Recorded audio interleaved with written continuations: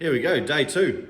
So we've had the electricians in. They don't want to be put on camera, so didn't do any time lapse or all that sort of stuff. So basically what we got is power points being moved from one side of the wall across to this side. So when the bench comes through, obviously the young bloke can plug his iPad in, which is the most important thing for all kids these days. Stopped up all the plaster, put some more plaster on the wall. Move the power point for the dishwasher when that's going to go, because it was originally, the power point was underneath the water feeds, which is far from ideal.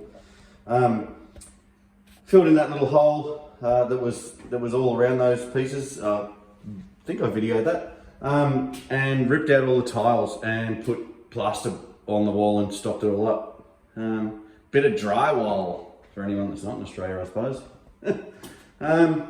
So yeah, range hood's going there, power point at one end of the bench, oven isolation switch, and just a power point, and hot plate power and oven supply power and gas, LPG gas feed for the hot plate. Pantry is looking horrible, but realistically that's going to have 19mm particle board put on it. A melamine it's called, so it's white on one side. So the damage to the plaster, pulling out the old shelves, really doesn't matter. I don't need to stop that up. Tiles are all gone off the floor, waiting for vinyl planks down the track. It's a lovely yellow, you probably can't see it, but it's yellow in there, which is fairly awesome. The other side of the room is, so yeah, that's going to have a microwave up the top and just a coffee prep area down below. Power point for the fridge, and the walls, I've opened up that wall that little bit to allow for the extra gap for the fridge for it to breathe. It's got a electric condenser fan in it, so it needs a certain distance for it to breathe.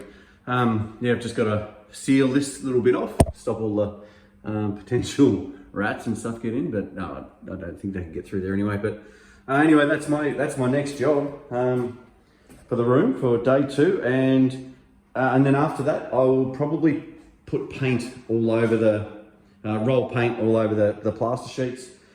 Give it a light sandback. Doesn't really need a massive sandback, because really it's going to have cupboards in front of it anyway. It just needs to be as flat as I can get it, so nothing sort of hangs forward and it fits within how the guys made the kitchen.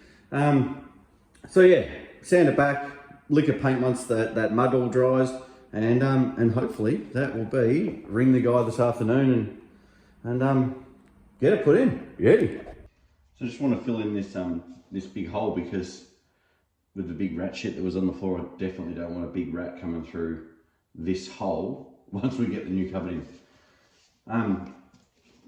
Just get your blank, draw out a blank for the size that you need. I've gone up to the top. Basically I want it to sit about there, and I want it to come down fairly even on that block, so I'll put a little mark there.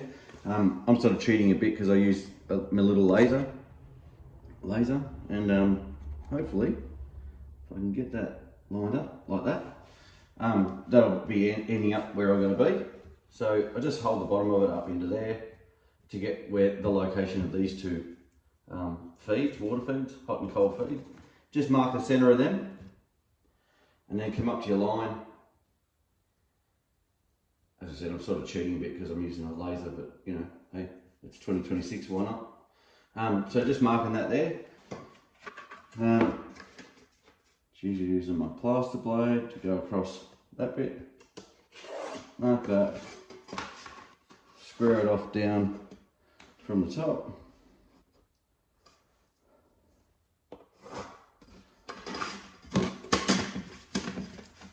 And the other side. Nothing like doing it in real time, Jesus.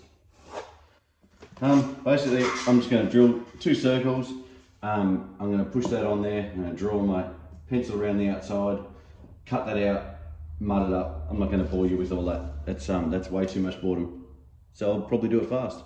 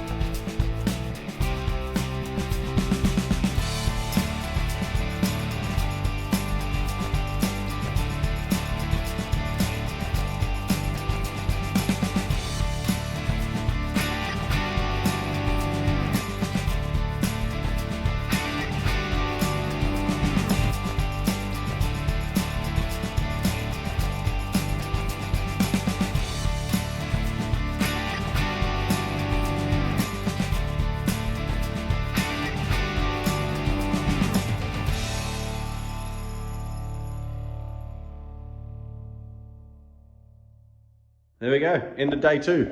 So, PowerPoint's in, walls all filled up, all painted, all the power's positioned where it should be. Fridge is cut out, ready to go. Water's ready, pantry's ready. I just think I might have to change these bulkheads. I cannot remember what the layout is or where the top of the cupboard's actually finished. And yeah, so I may have to change something. But anyway, I'll ring him and hopefully it'll go in tomorrow. Look at these guys. Great. We'll be hearing that all night. Grass getting ripped out. Well, bugger me, here's the end of day 3. Kitchen guy's been in and started putting the carcass all through. So he's got to put an end on that bench. Basically, there's timber on top of that at the moment. This sheets here, they're templates for stone bench tops. So they're on there. Blokes have got to come over and they've got to measure up where all the stone bench tops got to go, how all that's got to work, put it into the computer and have it all cut, whatever that means.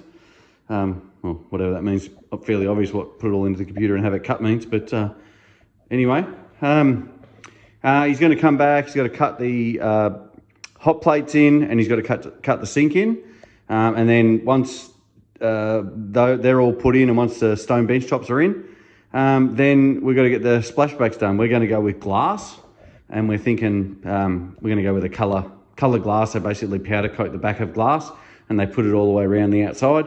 We're going to go from where those 2 PowerPoints are, all the way around against the window, along the bottom sill of the window, across and just above that PowerPoint just there.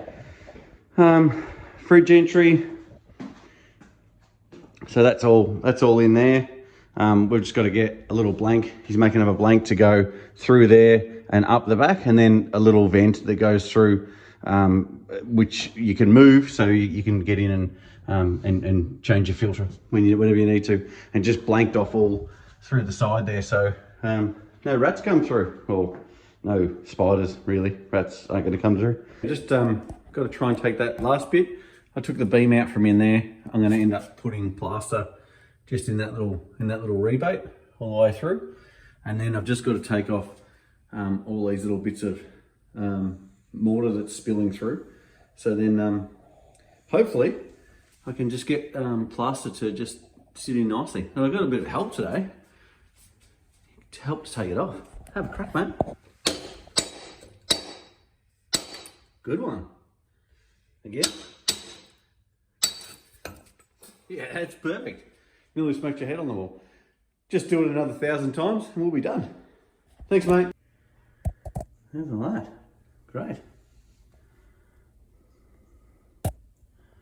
Very good. More mess. There's the drawers there. So it's going to be drawers, then a bench top, a stone bench top on top of that, with the making your coffee area, microwave above, just two cupboards obviously, and rain shoot actually goes in underneath there, so you don't see it. There's like a big trim there that sits in there. They cut a little piece out, and then then it all ends up getting fitted and flued all the way through up into the roof. So there's one bit. The bit about the bulkhead that I forgot, I couldn't remember how we were running that, and then remembered once I'd pulled it all out, yes, that's right, the microwave's not going there anymore. So what a dickhead. So didn't take that out. I'm going to take that out while he's doing the next bit.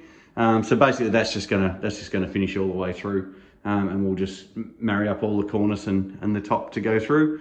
That's no big deal. And then yeah, he's just measured up where all the kitchen's going to go. But that's it, day 3. There's probably going to be a day 4 and day 5. Hopefully not a day 6. But yeah, he's got to organise a bit of stuff his end, and then we'll move on to the next bit. I guess I'll post that when I can. See ya. Yo, Greg.